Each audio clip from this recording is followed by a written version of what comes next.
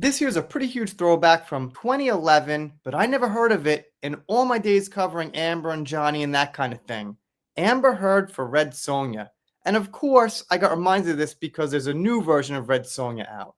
So, not to be confused, not the new one, but the one at the time. With Conan the Barbarian 3D approaching the status of done and dusted, thoughts at production company New Image are turning to what comes next. Speaking to Empire this afternoon, producer Avi Lerner let slip that Red Sonja, long development hell, is right back on agenda with Simon West in the frame to direct, and Amber Heard, the favorite to fill Sonya's oh so practical chainmail bikini.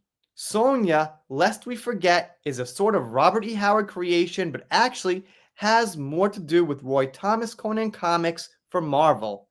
She was previously embodied on screen by Bridget Nielsen in 1985, with Arnold Schwarzenegger also on hand as the all but Conan Prince Calidor. And I remember that. Yeah, I'm pretty damn old at this point, but I remember it. 20 odd years later, Sonya reared her crimson head again in a projected film that was to star Rose McGowan, with Robert Rodriguez producing and Doug, whoever that is, behind the camera. Teaser artwork was produced showing McGowan in a costume, but the rest was ultimately silenced as of last spring. The whole shebang had basically been scrapped and started again with a new team.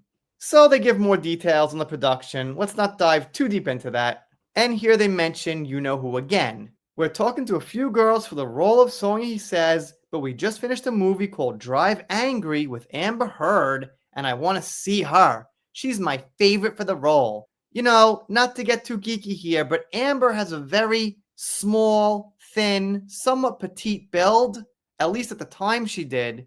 And Sonya, yes, was supposed to be elegant and somewhat beautiful, but at the same time, a big girl. In 85, when she was fighting Schwarzenegger on screen, if I recall, she was close to his height. She wasn't supposed to be bigger. She was a woman, but she was supposed to be a warrior woman, not like a petite, pretty woman. Kind of like Game of Thrones with Brienne. Obviously, she was brutal. So, I don't think Amber would have fit the role anyway. It's kind of silly.